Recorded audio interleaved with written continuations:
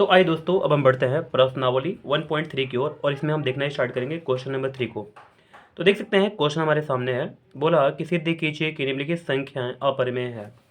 तो हमारे पास 3 क्वेश्चन सामने हैं और इसमें हमको ये सिद्ध करना है कि तीनों जो संख्या हैं ये अपरिमेय है। तो पहला क्वेश्चन देखते हैं।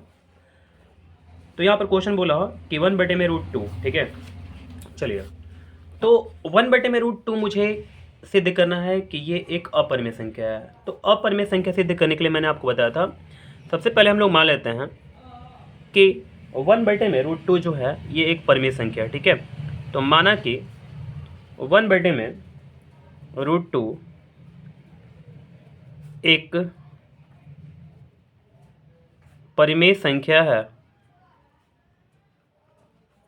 ठीक है। इसको हम लोग मान लिए कि ये परिमेय संख्या है। और आपको पता होना चाहिए कि परिमेय संख्या को हम लोग लिख सकते हैं, इसलिए परिमेय संख्या को हम लोग p/q के रूप में लिख सकते हैं, ठीक है। और यहाँ पर लिख देंगे कि जहाँ q नॉट इक्वल टू 0, क्योंकि जब भी परिमेय संख्या का बात आता है तो जो q होता है ये 0 के बिल्कुल इक्वल नहीं होगा, ठीक है। इसी चलते यहाँ पर लिखना बहुत ज़रूरी है कि जहाँ q नॉट इक्वल टू 0, ठीक है।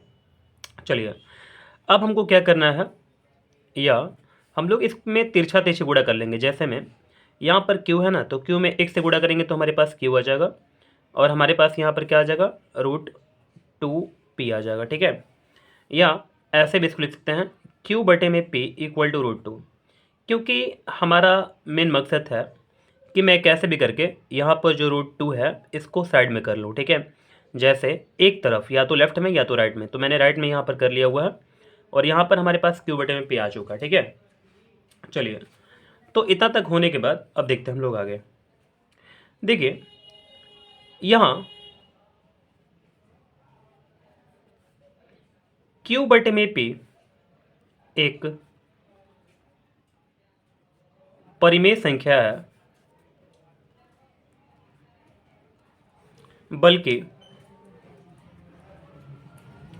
√2 एक अपरिमेय संख्या है, ठीक है। तो यहाँ पर हमारे पास q/p जो है ये एक परिमेय संख्या है और हमारे पास √2 जो है ये एक अपरिमेय संख्या है। तो परिमेय संख्या और अपरिमेय संख्या कभी बराबर हो सकता है क्या? बिल्कुल नहीं होगा, ठीक है। तो साफ साफ लिख देंगे, इसलिए q/p नॉट इक्वल टू √2, ठीक है। अर्थात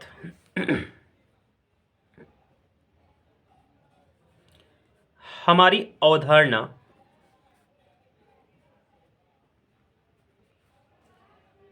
मान्यता के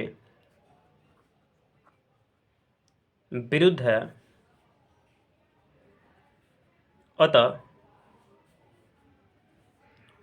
1/√2 एक अपरिमेय संख्या है, ठीक है। तो ऐसे करके हम लोग सारी चीज़ों को अच्छे से लिखेंगे, बिल्कुल, ठीक है। और ये हमारा बिल्कुल प्रूफ हो जाएगा। तो उम्मीद करते हैं कि क्वेश्चन ये 3 का पहला, ठीक है, आपको बिल्कुल अच्छे समझ में आया होगा। अब देखते हैं हम लोग क्वेश्चन नंबर 3 का 2 को। तो देखिएगा, यहाँ से हम बनाना स्टार्ट करेंगे। हमारे सामने क्वेश्चन आप देख सकते हैं। बोला कि 7√5, हमको ये दिखाना है कि ये एक अपरिमेय संख्या है, ठीक है। तो सबसे पहले आपको पता होना चाहिए कि हम लोग मानते हैं, माना कि देखिए, मैं बस एक ही बात बोलूँगा, अगर समझ में आ गया आपको तो आप बिल्कुल देखें नहीं, ठीक है। आप वीडियो को बिल्कुल रोक दें और अपने कॉपी बनाने का प्रयास करें, आपके लिए बेहतर होगा, ठीक है। अगर नहीं आता है तब पर भी, बनाने के बाद भी, तब देखें तो सही होगा, ठीक है। नहीं तो बिल्कुल आप इस वीडियो को छोड़कर जाएं, आपके लिए काफ़ी बेहतर होगा, ठीक है। तो देखिएगा, हम लोग लिखेंगे, माना कि 7√5 एक परिमेय संख्या है। जब भी अपरिमेय संख्या सिद्ध करने के लिए बोले, सबसे पहले हम लोग मान के चलते हैं कि ये एक परिमेय संख्या है, जो भी हमारे पास दिया हुआ है, ठीक है।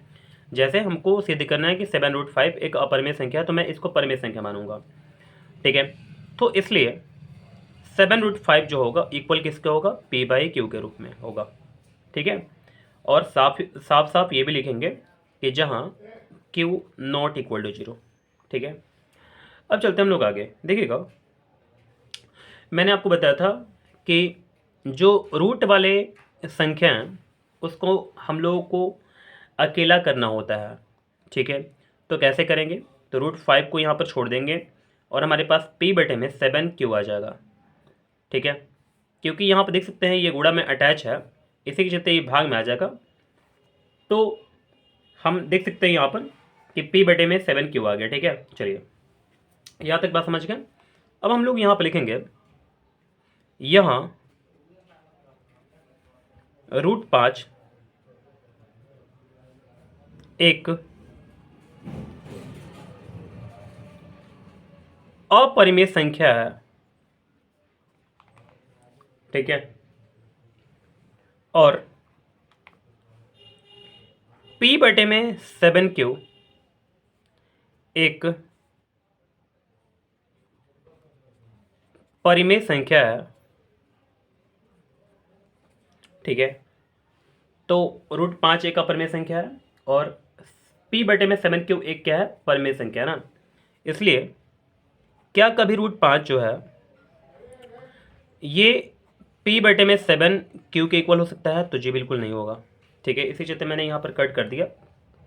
ठीक है, यानी कि दोनों इक्वल नहीं होगा। समझ गए यहाँ तक बात? अब देखिए हम आगे लिखेंगे क्या,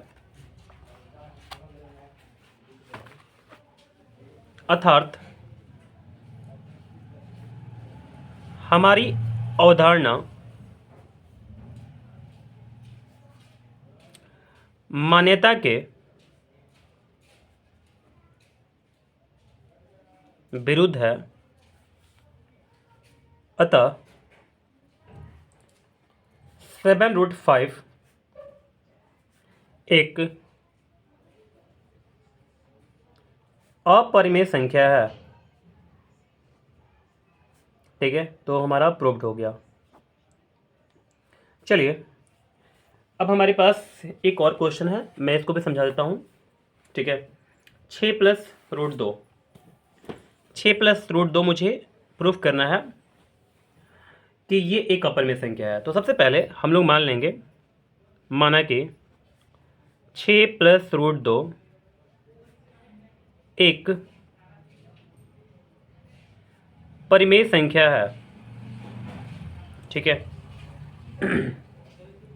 6 + √2 एक परिमेय संख्या है, इसलिए हम लोग इसको लिख सकते हैं, पता है कैसे?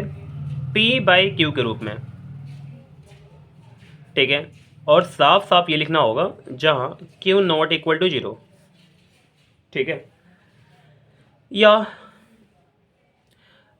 आपको मैं फिर से बता दूं कि √2 जो है इसको हम लोग अकेला छोड़ देंगे।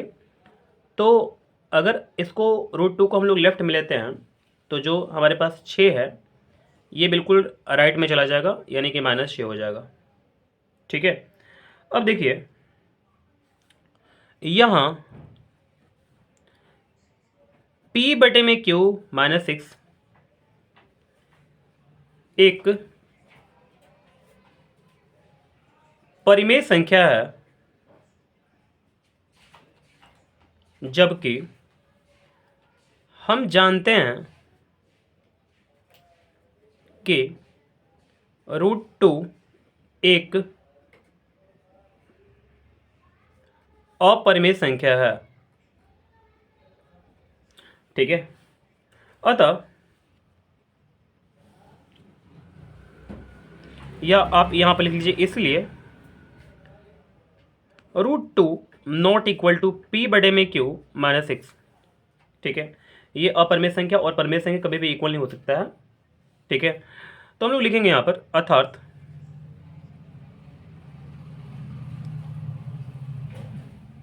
हमारी अवधारणा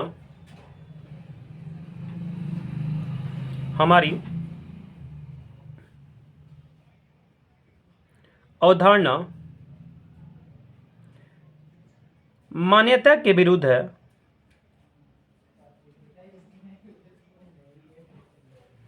अतः 6 + √2 एक